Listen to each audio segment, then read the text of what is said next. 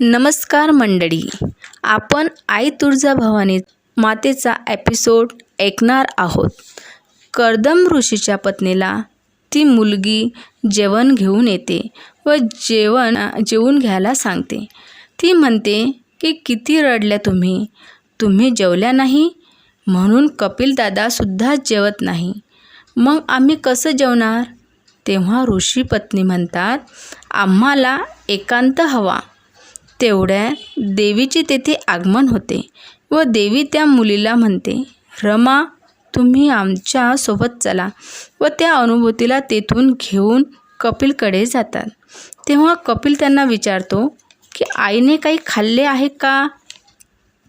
तेव्हा देवी म्हणते की अन्नाचा अपमान केला की अन्नपूर्णा देवी कोपते. तेव्हा कपिल म्हणतात की आईने नाही खाल्ले तर आम्ही कसे खाऊ?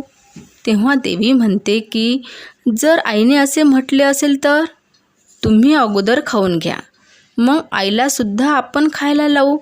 तेव्हा कपिल म्हणतो की खरंच तुम्ही आईला खायला लावाल? तेव्हा देवी म्हणते, हो, प्रयत्न करेल. तेव्हा मुलगी म्हणते की मी आणि कपिलने खाल्ले तरी खूप अन्न उरते. बाबांना देवी येणार म्हणून अगोदरच खूप स्वयंपाक करून घेतला होता. आता त्या अन्नाचे काय करायचे? देवी म्हणते, हे बघा, ही मंडळी आहे ना, ती कर्दम ऋषींनी बनवलेल्या अन्नाचा अपमान होऊ देणार नाही. अन्नाचा अपमान म्हणजे अन्नपूर्णा देवीचा अपमान. हे अन्न कर्दम ऋषींनी बनवून घेतले, ते अन्न वाया जाऊ नये असे सर्वांना वाटते. इकडे ऋषी पत्नी रागात असतात. तेव्हा ऋषी म्हणतात, मनोरमा शांत हो. तेव्हा मनोरमा म्हणतात, काय शांत व्हा? आतापर्यंत आपल्या आयुष्यात हेच घडत आलं आणि आताही तेच. तेव्हा ऋषी म्हणतात, एवढा क्रोध बरा नव्हे. तेव्हा मनोरमा म्हणतात, तुम्हाला ठाऊक आहे ना, सौभाग्यवती सती केल्यानंतरच त्यांच्या पतीला मोक्ष प्राप्त होतो. आणि या अनुभूती एवढी साधी गोष्ट कळू नये. यांना आम्ही ना कर्दम ऋषीच्या पत्नी असतो तर नक्कीच सती गेलो असतो. ज्यांनी अनेकांना वाईटाच्या मार्गातून मुक्त केलं, त्यांच्याच मृत्यूनंतर त्यांच्या आत्म्याला मुक्तिमार्गावर त्यांच्याच धर्मपत्नीने विघ्न आणावी.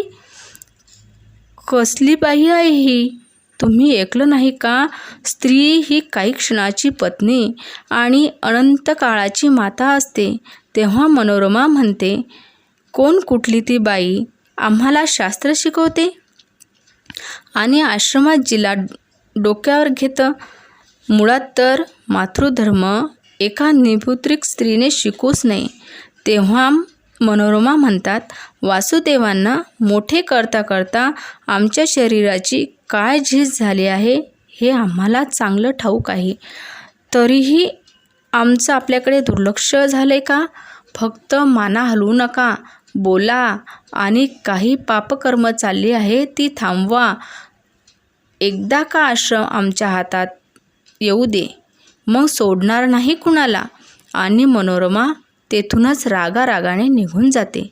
इकडे आश्रमात केलेल्या अन्नाचे दान व जेवणाच्या पंक्ती चालू असतात. जेवण चालू असतानाच आश्रमातील स्त्रीला वाटते की एवढे अन्न कसे पुरणार. तेव्हा देवी तेथे येतात व त्या स्त्रीला सांगतात की अन्नदानाला सुरुवात करूया. तुम्ही सर्वांना वाढायला तर घ्या. व देवी सर्व अन्नाचे एक एक भांडे वाढायला देते. आश्चर्य म्हणजे त्या भांड्यातील अन्न कमी पडत नाही. तेव्हा देवी त्या स्त्रीला म्हणतात की हा चमत्कार नाही तर हे कर्दम ऋषीच्या कर्माचे फळ आहे. आश्रमात अन्नपूर्णा देवीचा कधी अपमान झाला नाही. त्यामुळे अन्नपूर्णा देवी आश्रमात कधीही अन्न कमी पडू देणार नाही. इकडे असुरांचा यज्ञ चालू असतो.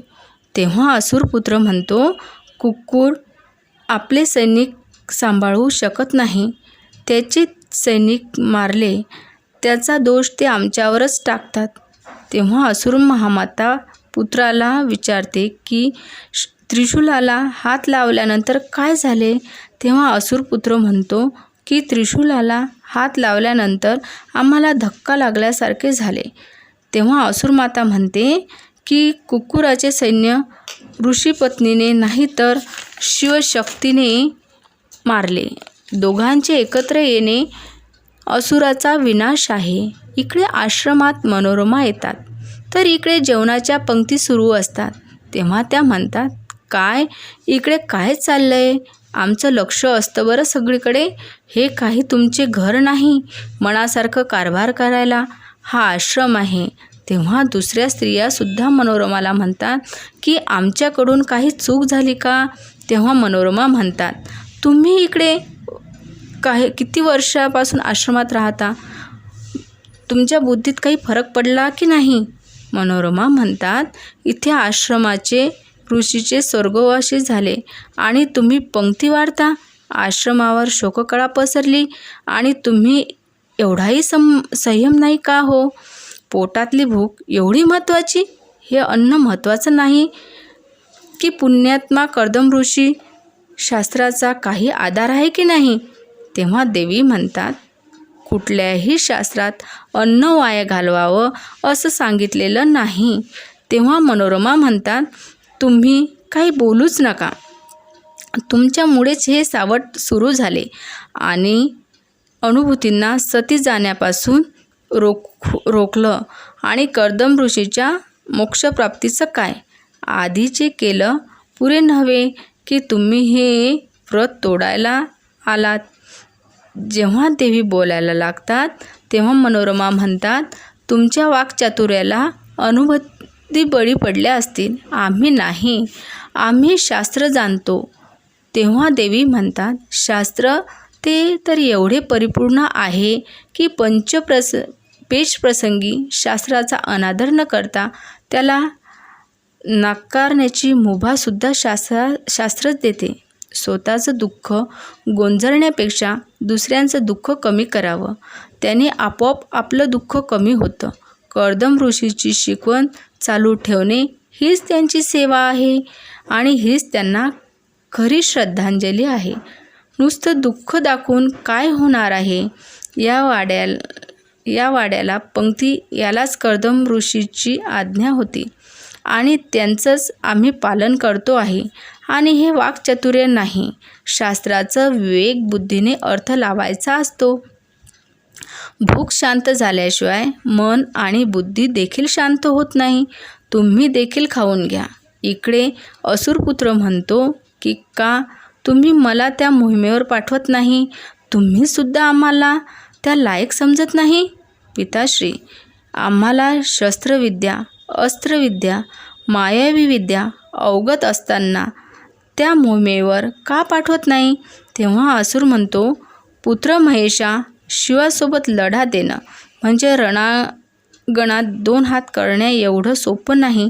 शिवशक्तीच्या प्रखर शक्तीला आणि प्रखर बुद्धिमत्तेला जो उत्तर देऊ शकेल अशा असुरांची गरज आहे. धुम्रासुराला मोहिमेवर पाठवायचं अशी महामातेची इच्छा आहे. तेव्हा महिषासुर विचारतो की धुम्रासुराकडे अशी कोणती शक्ती आहे?